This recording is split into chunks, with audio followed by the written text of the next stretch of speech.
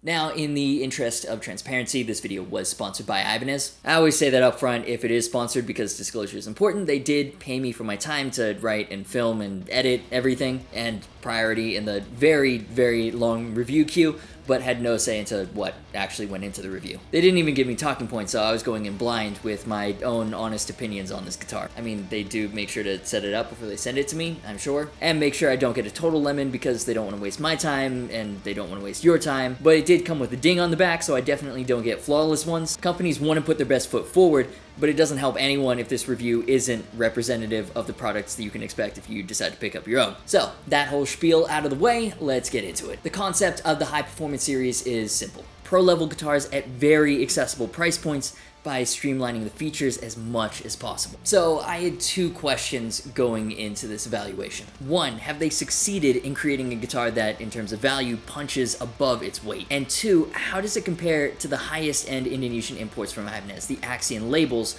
which was one of the main focuses of last year's lineup? The answer to the former is yes, for the most part, and the answer to the second, well, that's a bit more complicated. Starting with the name, RGA42HP, as far as Ibanez names go, that's not too bad. Relative to some of those Wi-Fi codes, this one rolls right off the tongue. Then while a lot of brands try to maximize specs and value at the expense of aesthetics, Ibanez has gone a different route. Other guitars in the series have flame maple or swamp ash veneers, gold hardware on a lot of the models, including this one, which tends to be more expensive than nickel or black hardware. What I'm saying is they look quite good, and this one in particular. The seafoam matte color in the archtop Miato body is obviously very noticeable, and it's the entire body, the front, the back, it's very smooth. I've always liked the archtop over the flat top RGs.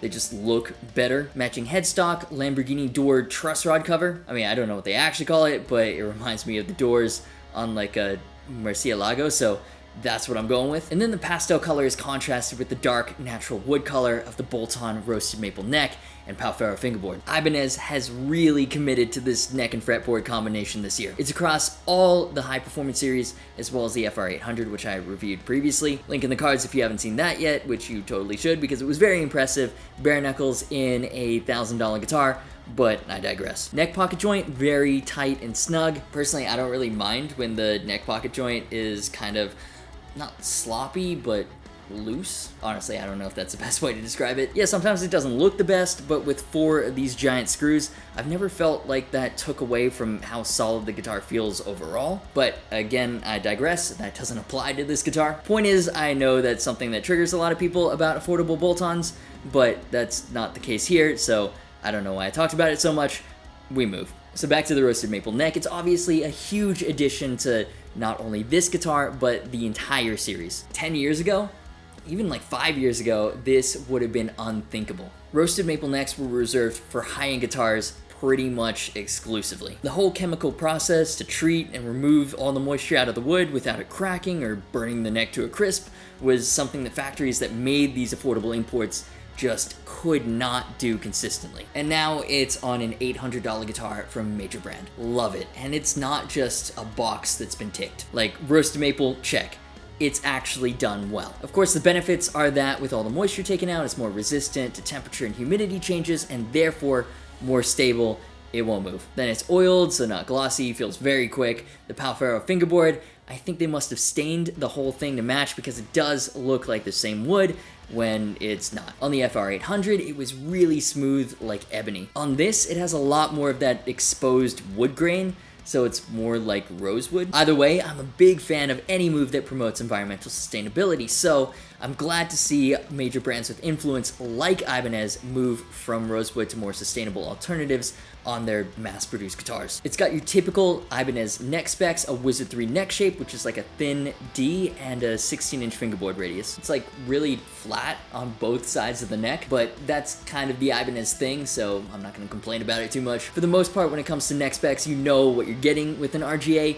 It's something you'll either like or not. Fretwork is good too. It's been a long time since I've seen truly appalling fretwork from anything above 500 bucks. It's something brands have been really stressing with their import factories and for the QC process. No sub-zero treated frets like on the Axion labels, but that's one way Ibanez has kept the price of this HP well below $1,000. Another way they've kept the price affordable for consumers is with the hardware. Both the tuners and the bridge are Ibanez's own proprietary in-house components, and they're both okay. They feel fine. They don't feel super high quality like the Goto tuners on the FR800, for example, but the mechanism feels solid enough, not jumpy or anything. Goes with the theme of the series, works fine, no unnecessary cost to the consumer. Even the bridge, I'm always a sucker for engraved branding, like how the Ibanez logo is stamped onto the bridge. So it looks pretty cool, feels solid, but I'm not a fan of the saddles. They're not that smooth, and maybe it's the way that this one is set up, but the sharp little height adjustment screws stick out of each saddle by like a couple millimeters, which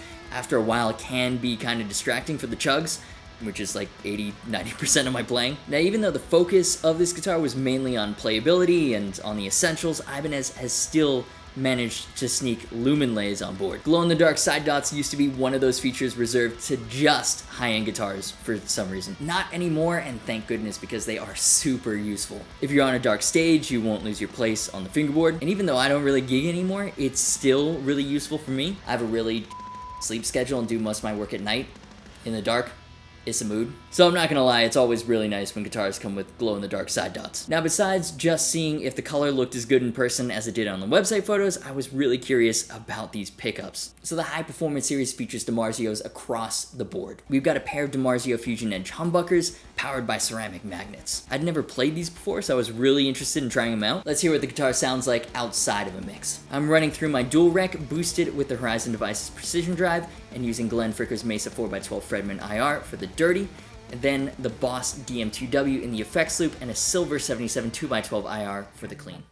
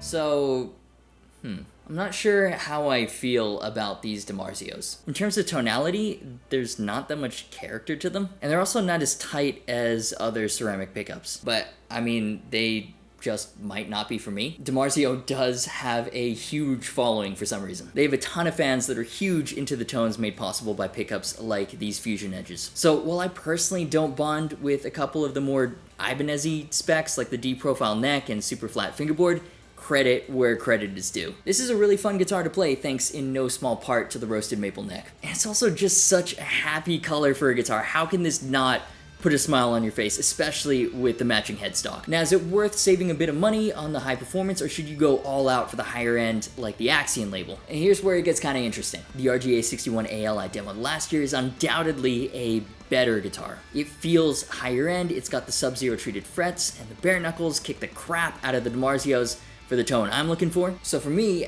that's the one I'm sticking with, but I'm not convinced that for everyone it's $500 better. And in fact, I prefer the roasted maple neck on this one compared to the multi-piece on the Axion label. I mean, I have to emphasize, that's such a huge feature, and it makes this a more than capable guitar that is fine as is, and also gives it longevity. Like the bridge, the tuners, the pickups can be modified to your taste as needed later down the line. Plus the color. This is just straight up one of the best looking guitars Ibanez has ever made. So if you enjoyed this video, do me a favor and hit the like button. These are of course just my opinions, and I'd love to know what you think, so let me know in the comments. Be sure to subscribe and hit the notification bell if you haven't already, that way you don't miss any new uploads, and it also really helps out as well. Thanks to Ibanez for sending this guitar, and to Luke for mixing everything. Links to social media, merch, and the Discord server are in the description. As always, thanks so much for watching. You've been awesome, and I'll see you for the next video.